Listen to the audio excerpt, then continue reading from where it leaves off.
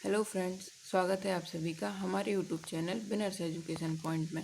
आज हम चर्चा करेंगे जो हमारे द्वारा मेंस की कॉपियां चेक की जाती हैं टेस्ट सीरीज के अंतर्गत।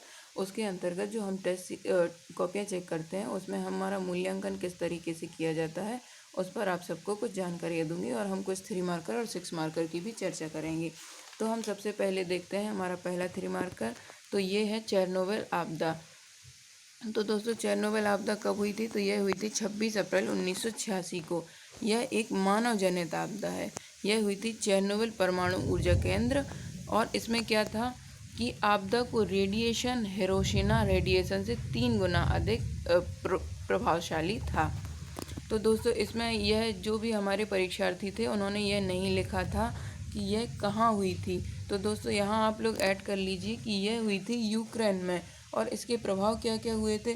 तो दोस्तों, इसमें 34 लोगों को एक्यूट रेडिएशन सिंड्रोम हो गया था और अनेक लोगों को थायराइड कैंसर हो गया था। तो दोस्तों, इस प्रकार से हमारा मूल्यांकन किया जाता है कि कहाँ हुई थी। प्रभाव नहीं लिखा गया है तो आपको उसमें ऐड करना पड़ता है।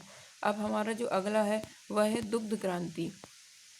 इसे श्वेत क्रांति भी कहा जाता है। इसके जनक कौन है? तो दोस्तों, इसके जनक हैं डॉक्टर वर्गीज कुरियन। इसे क्रांति के अंतर्गत दुग्ध उत्पादन को बढ़ावा और दुधारू पशुपालन को बढ़ावा दिया गया था। दोस्तों, आप इसमें एक पॉइंट और ऐड कर लीजिए कि ये 1970 में हुई थी और इसके अंतर्गत जो हमारा दुग्ध उत्पादन था उसमें आशातीत वृद्धि हो गई थी और दुग्ध उत्पादन में भारत को सर्वोच्च स्थान प्राप्त हो गया था। अब हम हमारे नेक्स्ट क्वेश्चन पर चर्चा करते हैं जो कि है धरातलीय जल। तो धरातलीय जल में क्या होता है दोस्तों? वह जल जो झील तालाब आदि से प्राप्त होता है उसे धरातलीय जल कहते हैं। इसका स्रोत नदियों को वर्षा से प्राप्त जल तथा बर्फ के पिघलने से प्राप्त जल होता है। भारत का 60% धरातलीय जल गंगा, ब्रह्मपुत्र व सिंधु नदी में प्रवाहित होता है। तो दोस्तों, इस प्रकार से हमारे जो टेस्ट सीरीज चलाई जा रही है उसमें हमारी कॉपियाँ चेक करने का तरीका यह रहता है। अगर आपने सही लिखा है तो आपको पूरे नंबर प्रदान किए जाते हैं। ऐसे ही जो मेंस की वास्तव में कॉपियाँ चेक होती हैं आयोग के द्वारा, वो भी इसी प्रकार से होती हैं कि अगर आपने सही लिखा है, सटीक लिखा है, तो आपको पूरे नंबर दिए जाते हैं। लेकिन अगर आपने कुछ कमियाँ रखी हैं तो आपके नंबर कटने की चांसेस ज़्यादा रहते हैं। तो इसमें हम अपने अगले प्रश्न पर चर्चा करते हैं। अवनालिका अपर्दन। तीव्र ढलान तथा तेजी से वर्षा वाले क्षेत्र में जल पहाड़ियों से नीचे उतरकर मृदा कटाव कर नाली का निर्माण करता है। इसे ही अवनालिका अपर्दन कहते हैं। और इसमें जो क्षेत्र है वो क्या है? चंबल नदी का क्षेत्र। दोस्तों, इसमें आप ये ऐड कर सकते हैं कि चंबल नदी द्वारा बीहड़ का निर्माण किया जाता है, वो भी अवनालिका अपर्दन के अंतर्गत ही आता है। अब हम चर्चा करते हैं हमारे नेक्स्ट क्वेश्चन पर जो कि है बुंदेलखंड का पठार। तो दोस्तों, बुंदेलखंड का विस्तार कहाँ है? उत्तर में उत्तर प्रदेश, दक्षिण में रीवा पन्ना पठार, पूर्व में छत्तीसगढ़, पश्चिम में मालवा के पठार के अंतर्गत इसका विस्तार है। इसका क्षेत्रफल क्या है? तो इसका क्षेत्रफल मध्य प्रदेश के क्षेत्रफल का लगभग 7% है। इसमें कौन कौन से जिले शामिल होते हैं? तो दोस्तों, इसमें दतिया, टीकमगढ़, छतरपुर आदि जिले शामिल होते हैं। इसका निर्माण कैसे हुआ है? तो दोस्तों, इसका निर्माण हुआ है जलोढ़ निक्षेपों से। और दोस्तों, आप इसमें एक फैक्ट और ऐड कर सकते हैं कि इसका निर्माण ग्रेफाइट और नीच चट्टानों से हुआ है। ग्रेनाइट और नीच चट्टानों से इसका निर्माण हुआ है। लेकिन दोस्तों, अब इसमें मैप भी बना सकते हैं हम एक छोटा सा, तो उसमें आपको 1 नंबर और मिल जाता है कि जैसे अगर हमने मैप बना दिया एमपी का और उसमें हमने इंडिकेट कर दिया कि यहाँ हमारा बुंदेलखंड का पठार है, तो दोस्तों उसमें आपको 1 नंबर और मिल जाता है। दोस्तों, हमारे जो नोट्स हैं वो आप खरीद सकते हैं इंस्टा मोजो की लिंक से, जो कि आपको डिस्क्रिप्शन बॉक्स में प्रदान की गई है। नोट्स खरीदने के लिए आपको क्या क्या करना होगा कि सबसे पहले आपको डिस्क्रिप्शन बॉक्स में इंस्टा मोजो की लिंक दी गई है, वहाँ से आप हमारे नोट्स को चेकआउट कर सकते हैं। हमारे नोट्स की श्रेणी में आपको एथिक्स, सोशल, हिंदी, एमपी आदि के नोट्स प्राप्त हो सकते हैं। और दोस्तों, जब भी आप नोट्स परचेज करते हैं तो कृपया कर अपना व्हाट्सएप नंबर इनपुट कर दिया कीजिए, क्योंकि उससे आपको व्हाट्सएप ग्रुप में ऐड कर लिया जाएगा और जो मेंस से संबंधित अन्य महत्वपूर्ण कंटेंट रहेगा तो वो भी आपको प्रदान होता रहेगा। दोस्तों, अब हम चर्चा करते हैं हमारे अगले प्रश्नों पर कि मध्य प्रदेश की अति पिछड़ी जनजातियाँ कौन कौन सी हैं। तो दोस्तों मध्य प्रदेश की अति प्रचलित जनजातियों में 3 जनजातियों का शामिल मुख्य रूप से शामिल है, जिसमें पहली है सहरिया, जो कि ग्वालियर भिंड अर्थात यहाँ मध्य भारत के पठार के अंतर्गत आती हैं। तो सबसे पहली है सहरिया। दूसरा है बैगा, जो कि यहाँ दक्षिण पूर्वी क्षेत्र में निवास करती है। और तीसरी है भारिया, जो कि दक्षिणी क्षेत्र छिंदवाड़ा बैतूल में निवास करती है। तो दोस्तों इस प्रकार से हम मैप के द्वारा अगर अपने आंसर को रिप्रेजेंट करते हैं तो हमें पूरे मार्क्स मिलने की पूरी संभावना रहती है। अब हम चर्चा करते हैं हमारे 6 मार्कर पर। तो इस प्रकार से आप देखते चलिए कि हमारी कॉपियाँ किस तरीके से चेक की जाती हैं। अब चर्चा करते हैं हमारे 6 मार्कर पर। तो 6 मार्कर में पहला प्रश्न है, वायुमंडल अलग अलग घनत्व वाली तथा तापमान वाली परतों से मिलकर बना हुआ है। इसकी ऊंचाई कितनी है? तो दोस्तों इसकी ऊंचाई है 1000 किलोमीटर, 10,000 किलोमीटर तक होती है। तापमान में भिन्नता तथा संरचना में भिन्नता के कारण 5 भागों में बांटा गया है। तो दोस्तों इस प्रकार से हम समझा सकते हैं कि सबसे पहले क्षोभ मंडल, फिर समताप मंडल, फिर मध्य मंडल, फिर आयन मंडल और फिर बहिर्मंडल। फिर हम इनका डिस्क्रिप्शन भी दे सकते हैं कि क्षोभ मंडल में क्या क्या होता है। तो 13 किलोमीटर की ऊंचाई और ध्रुव पर 8 किलोमीटर की ऊंचाई। तो इसमें क्या होता है, मौसमी घटनाएं इसी परत में घटित होती हैं। और क्षोभ मंडल व समताप मंडल सीमा को विभक्त करने वाली जो सीमा होती है उसे क्षोभ सीमा कहा जाता है।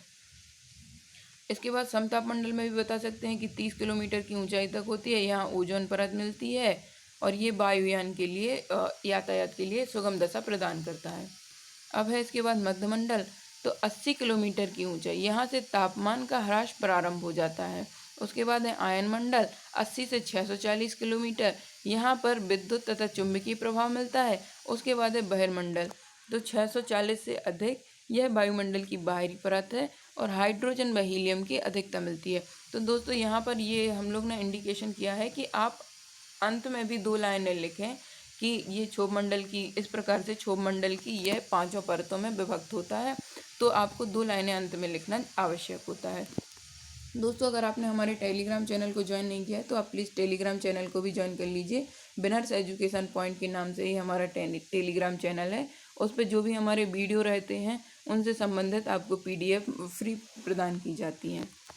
अब हम चर्चा करते हैं हमारे अगले क्वेश्चन पर। तो हमारा जो अगला क्वेश्चन है वो है मालवा का पठार की प्रमुख विशेषताएं क्या क्या हैं। तो सबसे पहले हमें ये लिखना चाहिए कि मालवा के पठार की प्रमुख विशेषताएं निम्नलिखित हैं। उसके बाद हम मैप में मालवा का पठार को भी बता सकते हैं कि कहाँ से कहाँ तक मालवा का पठार विस्तृत है। इसके बाद इसका विस्तार क्या क्या है। तो उत्तर में मध्य भारत का पठार, ठीक है। तो मालवा के पठार में के उत्तर में है मध्य भारत का पठार, दक्षिण में है नर्मदा घाटी, पूर्व में है रीवा पन्ना का पठार तथा पश्चिम में है गुजरात राज्य की सीमा। इस प्रकार से मालवा का पठार का विस्तार किया गया है। तो इसका क्षेत्रफल क्या है। तो दोस्तों यह मध्य प्रदेश का सबसे बड़ा प्रादेशिक भूभाग है, जो कि मध्य प्रदेश के 28% भूभाग को कवर करता है। जिले क्या क्या हैं। तो इंदौर, उज्जैन, नागदा, रतलाम, शाजापुर आदि जिले इसमें आते हैं। नदियाँ कौन कौन सी हैं। तो क्षिप्रा, पार्वती, खान, शिवना आदि नदियाँ इसके अंतर्गत प्रवाहित होती हैं। तो इसका निर्माण कैसे हुआ है। तो दोस्तों इसका निर्माण हुआ है बेसाल्ट चट्टानों से। मालवा का नाम ही होता है दोस्तों मालवा, मतलब जो कि लावा से निर्मित मैदान है उसे हम मालवा कहते हैं। मिट्टी कौन सी है। तो दोस्तों मालवा के पठार में काली मिट्टी पाई जाती है। और यहाँ पर फसल कौन कौन सी होती है। तो कपास, मूंगफली की फसल ज़्यादा अच्छी होती है। औद्योगिक केंद्र कौन कौन से हैं। तो पीथमपुर, नागदा आदि हैं। दोस्तों इस प्रकार से हमारे जो सिलेक्टेड लोग कॉपी चेक करते हैं तो वो इस प्रकार से आपको ये भी बताते हैं कि आपने इसमें क्या क्या कमी रखी है। जैसे इसमें बताया गया है कि 100 शब्द कंप्लीट नहीं है, किसी भी क्वेश्चन की फिनिशिंग सही से नहीं की गई है। अंत में 2-3 लाइनें जरूर लिखें ताकि यह पता चल सके यह प्रश्न खत्म हो गया है, आधा अधूरा ना छोड़ें। इस प्रकार से दोस्तों मैं और भी आपको कॉपियां दिखाती चलती हूँ। जैसे ये पशु से संबंधित एक प्रश्न था, तो इसमें लिखा गया है कि पशु जनगणना का वर्णन करें कि कितने प्रतिशत पशु हैं, जनसंख्या कितनी है, गाय कितनी है, बकरी कितनी है, भैंस कितनी है। इस प्रकार से तो इस टाइप से हमारे जो चेक करते हैं उसके माध्यम से ये सब लिखा जाता है। जैसे ये नहर सिंचाई के बारे में लिखा गया है, तो कितने प्रतिशत नहर सिंचाई होती है, भारत की प्रमुख नहरी सिंचाई वाले क्षेत्र कौन कौन से हैं, मध्य प्रदेश में कौन कौन से क्षेत्र हैं जो कि नहर सिंचाई के अंतर्गत आते हैं। तो इस प्रकार से हम उनको एक वो प्रदान करते हैं कि उनके उत्तर को किस प्रकार से सुधार किया जाए। तो ये हमारे मूल्यांकन का तरीका होता है। इसी प्रकार से 15 मार्क्स में भी हम उन्हें बताते हैं कि आपने क्या कमी रह गई है और किस तरीके से आप उसका इम्प्रूवमेंट कर सकते हैं। दोस्तों, अगर आपने अभी तक हमारे चैनल को सब्सक्राइब नहीं किया है तो प्लीज़ सब्सक्राइब कर लीजिए, क्योंकि इससे हमें मोटिवेशन मिलता है और हम आगे भी इसी तरह के वीडियो बनाकर आप लोगों को प्रदान करना चाहते हैं। तो हम इससे प्रेरित होते हैं और हम अपने वीडियो में पूरी तरह से इस बात का ध्यान रखते हैं कि हम अच्छा कंटेंट आप लोगों को प्रदान करें, ताकि आपकी मुख्य परीक्षा में सफलता 100% सुनिश्चित हो सके। और दोस्तों, हमारी जो प्री परीक्षा अर्थात प्रारंभिक परीक्षा 2020 की टेस्ट सीरीज चलाई जा रही है, जो कि मात्र आपको 900 रुपये में प्रदान की जा रही है। 900 रुपये में दोस्तों 100 FLTs आपको प्रदान की जाएंगी।